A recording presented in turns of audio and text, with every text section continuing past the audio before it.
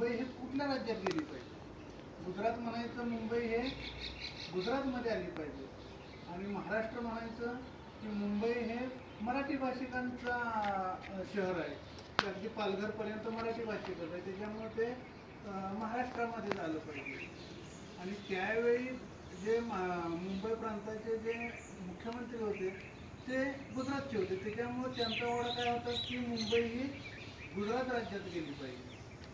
परंतु मग त्यावेळी मुंबईमध्ये काय झालं, मग थोडंसं आंदोलन मोठ्या प्रमाणात झालं, आणि त्या आंदोलनामध्ये आपल्या महाराष्ट्रातले जवळजवळ 106 लोकांना आपल्या जीवाची आहुती द्यावी लागली, बलिदान द्यावं लागलं, आणि 106 लोक हुतात्मा झाले. आणि जसे काही 106 लोक हुतात्मा झाले, त्यामुळं आपल्या मुंबईमध्ये अतिशय फार मोठ्या प्रमाणात तीव्र आंदोलनानं रूप घेतलं. आणि मग मुंबई हे जे शहर आहे ते महाराष्ट्रामध्ये देण्याशिवाय त्या काळच्या शासनाला पर्याय उरला नाही. आणि त्यावेळी मग सर्वांमध्ये मुंबई हे मराठी भाषिकांचंच शहर आहे, अगदी पालघरपर्यंत, ठाणे पालघर वगैरे सगळा भाग. आणि त्यावेळी मग शासनानं ठरवलं की मुंबई हे शहर महाराष्ट्रातच जाईल. आणि त्यामुळं मग त्या दिवसापासून ठरवलं की 1960चा जो 1 मे त्या दिवशी महाराष्ट्र हे वेगळं राज्य असेल, गुजरात हे वेगळं राज्य असेल, आणि महाराष्ट्राचीच राजधानी मुंबई असेल. आणि त्यावेळी मग यशवंतराव चव्हाण हे आपल्या महाराष्ट्राचे पहिले मुख्यमंत्री झाले. आणि त्या दिवसापासून आपण हा 1 मे हा दिवस अतिशय आनंदानं, उत्साहानं आपण साजरा करतो.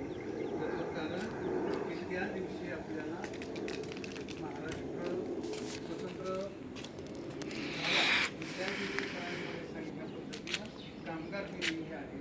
कामगार जी शोषित पीडित काम करणारे जे लोक आहेत त्यांचा गौरव होण्यासाठी, त्यांच्या कामाचा गौरव होण्यासाठी या ठिकाणी कामगार दिनही साजरा केला जातो. कामगार दिन आणि महाराष्ट्र दिन असा हा दुहेरी योगायोग आहे. तर या महाराष्ट्र दिनाच्या सर्वांना मी शुभेच्छा देतो.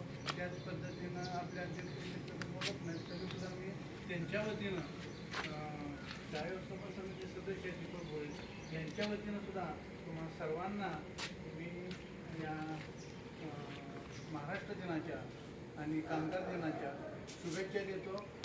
आता त्यांनी तुमच्यासाठी खाऊ आणलेला आहे, फरमानसिंग पण आलेले आहेत, त्यांनी तुमच्यासाठी खाऊ आणलेला आहे. आणि ते खाऊ वाटत झाल्यानंतर मग तुमचा आपण निकाल जाहीर करू. आणि निकाल जाहीर केल्यानंतर मग तुम्हाला आता उद्यापासून सुट्टी लागणार आहे. आपल्याला शाळा जरी 15 तारखेपर्यंत 15 जूनला आपली शाळा भरणार आहे. नंतर 15 जूनला जरी शाळा जरी भरली आपली तरी आपल्याला अगोदर 2-3 दिवस यायचे, म्हणजे सर्वसाधारणपणे 13 जूनला आपण या ठिकाणी यायचे. आणि सुट्टीमध्ये जरा कोणाला गावी वगैरे जायचं असेल तर तुम्ही जाऊ शकता, पण 13 जूनला तुम्ही परत काय करायचं आहे, रिटर्न यायचे. 13 तारखेपासून आपली शाळा चालू होईल. खरी शाळा आपली 15 जूनपासून आहे, पण 2 दिवस जरा आपल्याला व्यवस्थित सगळं पुस्तकं वह्या वगैरे सगळं व्यवस्थित करण्यासाठी 2 दिवस तुम्ही लवकर यायचे. आज सगळी मुलं आली नाहीत, बरीचशी नाहीत मुलं आली, तुम्ही त्यांना सांगायचे असेल ते का आपली शाळा कधीपासून सुरू होणार आहे असं त्यांना सांगायचे आहे. प्रमाणित पण तुमच्यासाठी खाऊ घेऊन आलेले आहेत. तर या